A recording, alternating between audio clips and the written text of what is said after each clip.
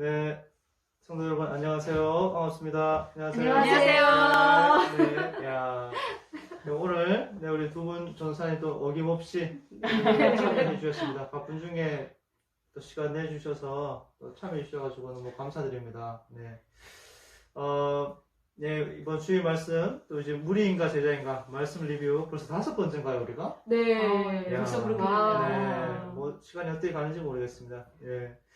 5번째 마가복음 3장 7절에서 12절까지의 말씀으로 이제 주제가 무리인가 제자인가 요 어떤 내용으로 제목으로 말씀해 주셨고 세 가지 크게 말씀하셨죠. 이제 하나는 사명에 집중해라. 또 두 번째는 바른 동기로 예수님을 따라야 한다. 그리고 이제 세 번째가 주님과 인격적인 관계를 맺는 제자가 되어야 한다. 이런 이제 내용으로 말씀해 주셨고 본문에 이제 보니까 이제 안식 이후에 이미 예수님에 대한 소문들이 뭐 많이 났습니다. 그래서 사람들이 뭐 구름대처럼 예수님께 막 이렇게 몰려드는 그런 장면이에요. 근데 8절에 보니까 그 사람들이 어디서 왔나 보면 뭐 유대와 예루살렘, 뭐 이두메와 요단강 건너편, 두로와 시돈 얘기하는데 말씀해 주셨던 것처럼 이건 이제 지명인데 동서남북에 위치거든요. 그러니까 동서남북에서 온 사방에서 다 예수님께 몰려들었다. 그래서 뭐 전국구 스타가 된 거예요.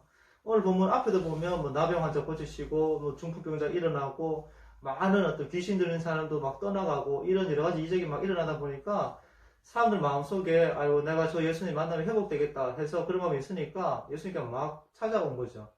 그래서 이제 그 본문 10절에 보시면 병으로 고생하는 자들이 예수를 만지고자 하여 몰려왔습니다 얘기하는데 그 무리들이죠. 소위 말하는 무리들인데 삶에 지치고 아픈 사람들이 예수님께 회복되고 싶은 마음 때문에 나왔더라 이렇게 몰려들었다 이렇게 얘기하는 거예요. 근데 좀 우리가 좀 설교의 포인트도 그렇고 우리가 좀 나누고 싶은 내용이 그런데 참 놀랍게도 우리 예수님의 반응이 뭐였는가 하면 이 제자들에게 사람들이 너무 많이 이렇게 오니까 이들을 피할 수 있도록 작은 배 하나 준비해라 이렇게 말씀하시는 게 예수님이었거든요. 근데 뭐 이게 이제 사람들 싫어하시거나 뭐 피곤해하시거나 이들을 무시하시거나 그런 게 의도가 아니었고 예수님은 이런 장면에서 볼 때 예수님은 자기의 사명이 뭔지 자기의 부르심이 뭔지 정확하게 알고 있었다라는 거예요. 그래서 예수님이 막 사람들이 자기를 좋아하니까 어떤 뭐 인기 스타가 되고 유명해지고 이런 거에 있어서 우리 예수님이 어떤 마음에 관심이 있고 뭐 즐기시고 좋아하고 뭐 어떤 이스라엘의 어떤 이들이 바랬었던 것처럼 많은 사람들이 어떤 왕이 되는 로마의 압제에서 이제 이스라엘 구원해내는 그런 어떤 동경하셨던 이제 그런 어떤 메시아 그런 대상으로 자기도 당신도 생각하지 않으시고 예수님의 어떤 사명 부모한 어떤 목적은 영혼을 구원하는 것에 있었다. 그래서 우리가 사복음서를 쭉 읽어보면 예수님의 삶은 선택과 집중이 있는 삶이었어요. 여러 사람들이 필요로 있으면 필요 다 가지 않아요. 다 가지 않고 예수님은 늘 선택하고 집중하셨는데 그 핵심이 뭐냐 하면 영혼을 살리고 영혼을 구원하는 일. 그게 이제 핵심이고 포인트였고 그렇게 사역하고 움직이셨다. 그래서 그렇게 할 수 있었던 거는 예수님이 자기가 누군지 아는 거예요. 내가 누군지 알고 내가 무엇을 위해서 태어났는지도 알고 뭐가 이 땅 사람한테 제일 가시로운 게 뭔가 이것도 예수님이 너무 분명하게 알고 있는 거예요. 그래서 이런 어떤 선택과 집중, 소명에 대한 분명한 방향 이게 있었기 때문에 어떤 사람의 미혹이나 유혹이나 어떤 환경적인 어려움이나 이런 거에 흔들리지 않고 끝까지 예수님이 자기의 길을 가시고 십자가 사명을 완수했다. 어떤 그 사명에 정말 충성하시는 그런 예수님의 모습이었는데 말씀을 들으면서도 그렇고 뭐 저 자신도 그렇고 나도 참 예수님처럼 이렇게 좀 사명에 집중하는 인생이 되어야 되는데 좀 그런 생각을 많이 했었던 것 같아요. 그러면서 좀 우리 두 분 전도사님 개인적으로 좀 말씀 이렇게 어떠셨는지 좀 궁금하기도 하고 또 하나 좀 궁금한 게 우리 전도사님 두 분의 사명 물론 이제 모든 성도 예수 믿는 사람에게 일차적인 어떤 사명과 부르심이 있죠. 어떤 그리스도인의 삶을 살아가는 복음 증거하는 일차적인 부르심이 있지만 그 일차적인 부르심 안에 또 우리 개인 각자에게 주는 주님 따라갈 때 사명과 부르심이 있잖아요. 네. 그래서 그 사명과 부르심이 뭔가 굉장히 좀 궁금했는데 우리 한번 좀 짧게 한번 나눠보면 좋겠다는 생각이 드는데 뭐 누구부터? 예. 네. 김규 전사님부터? 네. 제가 짧게 네. 네, 그래서 저는 사명을 그렇게 어렵게 생각하지 않고 음. 하나님께서 제가 무엇을 해야 되나요? 여쭤봤을 때 하나님께서 내 삶을 인도하시는 그 방향 가운데서 우리에게 맡겨주신 일이라고 생각하는데요. 근데 이제 사명에 대해서 저도 심각하게 고민하고 기도했을 때가 있었어요. 그게 이제 언제냐면 그 배경을 잠깐 이제 말씀드릴게요. 네네. 제가 결혼을 많이 늦은 나이에 하게 됐는데요. 그러다 보니까 이제 유산을 몇 번 하고 그게 계속됐어요. 근데 그게 저희 부모님은 팔남매를 두셨기 때문에 저는 당연히 이 아이 낳는 거에 문제가 없을 거라고 생각을 했었기 때문에 더 충격이었던 것 같아요. 그래서 그런 삶을 이제 살고 있는데 그 설상가상으로 제가 척수 공동증이라는 좀 들어보셨는지 모르겠어요. 처음 했습니다. 그죠. 몰라요. 네, 저도 그때 처음 들었는데 그 진단을 받게 됐어요. 근데 그 병은 뭐냐면 척추 안에 척수가 있잖아요. 네네네. 근데 척수 안에 물주머니가 생겨서 그 물주머니가 점점 커지면서 척수를 누르고 또 신경을 파괴시키는 그런 질병이에요. 그러니까 시간이 흐르면서 점점 그 통증이 온몸으로 퍼지면서 이제 더 수명도 짧아지고 이제 그런 질병이었는데 그때 당시에 제가 저녁에 자면 새벽 2시 반 정도에 잠이 깨는 거예요. 그러니까 팔과 다리에 통증이 시작되고 그 저림 증상이 동시에 같이 오면서 이제 몸이 각성 효과가 있어서 이제 그때부터 잠이 안 와요. 아침에 출근하는 그 시간까지. 이제 그게 지속이 되면서 이제 제가 만약에 자살이 하나님 앞에 범죄가 아니라면 자살하는 사람들이 이해가 됐어요. 그 정도로 해주셨구나. 네. 그래서 그러니까 이제 죽음에 대해서 아주 저의 세포가 이렇게 느끼겠는 거예요. 그래서 굉장히 두려운 마음이 생기고 죽음을 이제 생각을 하니까 이렇게 해서 하나님을 만난다면 과연 하나님이 나를 어떻게 평가하실까 이런 생각도 하면서 과거를 이렇게 돌아보게 됐어요. 그때 그래도 나름 제가 하나님 앞에 많이 나의 청춘을 드렸다고 생각을 했었나 봐요. 근데 그 순간에 그 하나님 앞에 섰을 때 그렇지 않은 것 같은 거예요. 하나님 앞에 남은 게 하나도 없는 거예요. 그래서 하나님께서는 저를 당신의 아들 독생자까지 주셨는데 저는 주님 앞에 드린 게 없는 거예요. 그게 너무 주님 앞에 죄송하더라고요. 그래서 주님 저에게 다시 한번 기회를 주시면 저를 주님께 드리고 싶다고 저를 좀 사용해 달라고 그렇게 이제 기도하게 됐어요. 저를 불쌍히 여겨 달라고 그렇게 이제 회개도 하고 막 하면서 기도했을 때 며칠 후에 그 증상이 다 없어졌어요. 네. 그러면서 저도 너무 신기했고 그것이 이제 하나님이 저의 기도를 들으셨다라고 이제 지금도 믿고 있고 이제 MRI를 찍어보진 않았어요. 그렇지만 그 이후로는 증상이 전혀 없거든요. 그래서 이제 이거를 계기로 해서 이제 그때 당시에 제가 섬기던 교회에 파트 간사로 있었는데 그 파트 간사로 하는 게 이제 하나님이 주신 소명이라고 생각하고 정말 이렇게 기쁜 마음으로 정말 최선을 다해서 이렇게 임했던 것 같아요. 근데 또 이제 유산이 되면서 이제 그곳을 그만두게 됐어요.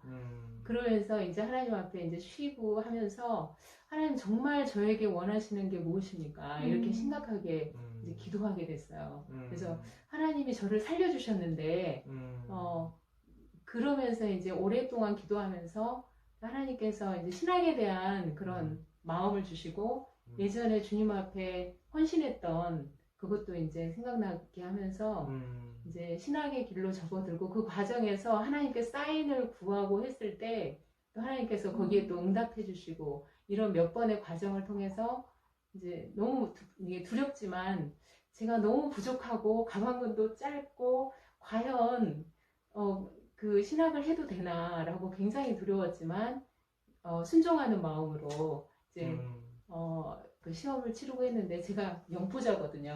목사님께서 영문학이신데 저는 영포자예요. 그래서 제 영어 실력에 대해서 저도 영문을 모르겠어요.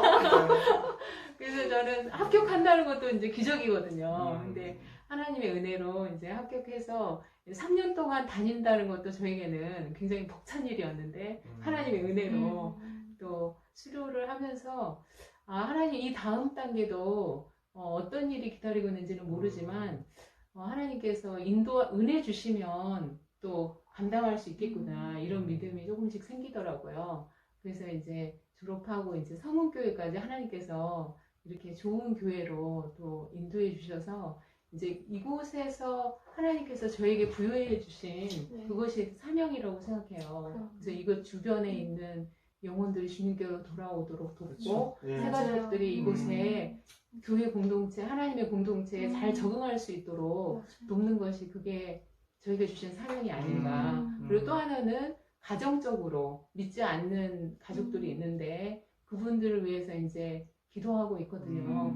그것이 저에게 주신 사명이 아닌가 이렇게 생각해 봤습니다. 아, 예, 참 귀하시네요. 예, 우리 전사님. 네. 저는 그 청년부 때 인격적인 하나님을 만나고 그 다음부터 계속 기도를 했어요. 하나님, 저는 비전이 뭔가요? 저는 사명이 뭔가요? 라고 계속 기도를 하는데 하나님 어느 북한 선교에 대한 마음을 주셨어요. 그러고 나서부터 이제 모퉁이돌 선교에 여러 번 좀 많이 오랫동안 거기서 훈련을 받고 모퉁이돌 선교에 북한 선교학교 1기, 2기, 3기 해가지고 거기서 이제 훈련을 좀 많이 받았어요. 이제 훈련을 받다가 그러다가 이제 신학교를 갔고요. 이제 전도사 사역을 첫 번째 전도사 사역을 하는데 3년 첫 번째 전도사 사역 때는 한 3년 정도 했던 것 같아요. 근데 너무 많이 힘들고 지치고 전도사 사역을 하는데도 많이 힘들고 지치더라고요. 그래서 잠깐 사역을 내려놓고 쉬고 있을 때 친한 동생이 북한 선교에 우리나라에서 유명한 북한 선교 단체에서 간사를 뽑는다라고 얘기를 하더라고요. 언니 한번 들어가봐. 내가 그 담당 교수님을 잘 알고 있는데 언니 아마 이력서 넣으면 100% 될 거야 라고 얘기를 하는 거예요. 그래서 갔어요. 이제 그 담당 교수님한테 가서 이력서를 냈고 이제 전체적인 제 이제 이런 사명을 갖고 있었다, 이런 비전을 갖고 있었다라고 얘기를 했더니 그러면은 다음 주부터 와서 사무실에서 간사로 좀 일 좀 해달라고 하시는 거예요. 그래서 간사로 일을 했어요. 간사로 일을 하고 있는데 전국에 있는 이제 그 북한 선교하는 아니면 뭐 모슬림 선교하는 그 선교사님들이 다 오셨었어요. 전국 세계 다른 나라에서도 다 오셨었거든요. 그래서 선교사님들이 많이 오시니까 뭐 각자 다 이제 여러분들이 많이 오셔가지고 이제 선교 브리핑을 하고 있는 상태였었는데 그때 제가 만난 여자 선교사님인데요. 중국에서 북한 선교 탈북자 선교하시는 그 20년 동안 선교하시는 그분을 만났어요. 그래서 그분이 저한테 하는 말이 간사로 일하지 말고 중국에 넘어와서 탈북자 선교하면 어떻겠느냐라고 말씀을 하는 거예요.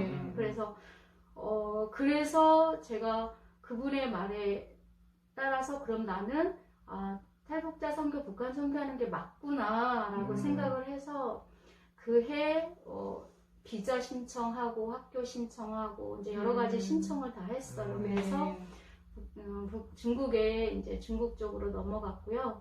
넘어가서 거기서 이제 학교 공부하고 또 이제 북한 선교 거기 센터에서 가르쳐준 특수 훈련하는 걸 있거든요. 어떻게 만나고 어떻게 가야 되고 버스를 타면 뭐 어떻게 하고 이제 그게 있어요. 이제 제가 얘기는 말을 못 하겠고요. 그래서 그 방법대로 이제 훈련을 받아서 사람들을 만나야 되고 이제 이렇게 하는 거예요. 그래서 이제 그거를 다 훈련을 받고 있는데 중국에서 생활하는 그 매일매일이 저는 너무너무 행복했어요. 너무 행복하고 내가 중국으로 이게 탈북자 선교하는 게 맞구나. 하나님이 부르신 게 진짜 맞구나. 음식 같은 것도 잘 맞으시고. 네, 음식도 너무 맞고요. 중국이 너무 좋은 거예요. 언어도 너무 재밌고 지금은 이제 다 잊어버렸지만 그래서 언어도 재밌고 막 혼자서 막 여기저기 돌아다니고 어디 찾아오라고 이렇게 사인을 줘요. 어떻게 찾아와라 그러면 그것도 잘하고 어. 버스를 타면 어디서 내려야 되는데 혼자서 그것도 잘 찾고 음. 너무너무 행복한 거예요. 그래서 아 음. 맞구나, 하나님이 나를 북한 선교, 탈북자 선교로 부르신 거 맞구나 라고 생각하면서 매일매일 기도했어요. 매일매일 아침, 점심, 저녁 계속 기도하고 말씀 묵상하고, 거기서 이제 예배를 못 드리니까 혼자서 예배 드리고 혼자서 기도하고 혼자서 새벽에 일어나서 말씀 묵상하고 그러는 중에 말씀 묵상하는데 어느 날 갑자기 하나님께서 에스겔 37장 말씀, 마른 뼈 말씀을 묵상하는데 이 마른 뼈가 바로 너다라고 말씀하시는 거예요.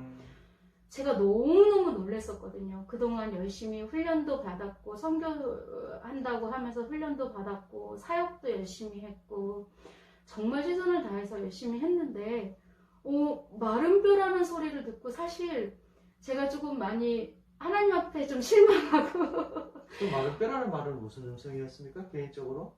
그게 내 영적인 상태를 말씀을 영적인 해주셨어요. 상태가. 내 영적인 상태가 되게 너는 말라있고 이렇게 힘이 없고 그러니까 죽어있다라는 마음을 주셨어요. 당시에 또 열심히 하고 있었는데. 네. 그래가지고 제가 너무 깜짝 놀라서 잘못 들었겠지, 하나님의 음성을 잘못 들었겠지 해서 중국에서 3일 동안 금식 기도를 했던 것 같아요. 그래서 금식 기도를 하는데 마지막 금식 기도를 하는 날 하나님께서 다시 에스겔 37장 말씀을 주시는 거예요. 너는 마른 뼈다.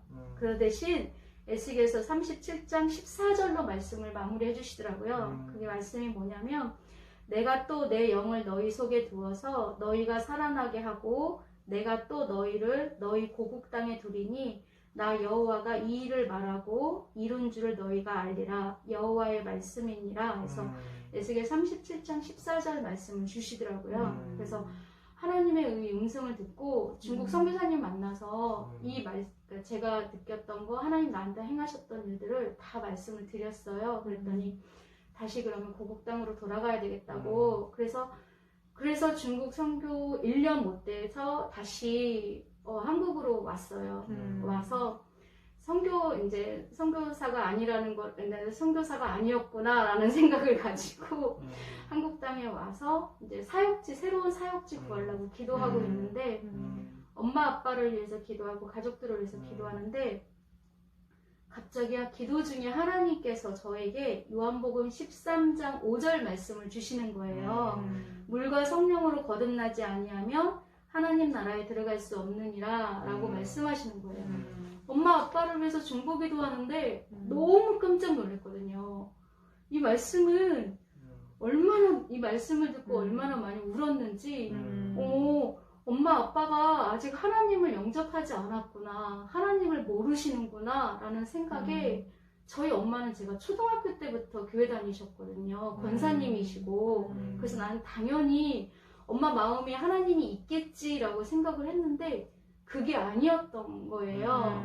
그래서 하나님의 말씀 듣고 말씀 붙잡고 하나님 그러면 물과 성령으로 거듭나서 우리 엄마 아빠가 하나님 나라에 들어갈 수 있도록 해달라고 계속 그것을 위해서 몇 달을 엄청 많이 기도를 했던 것 같아요.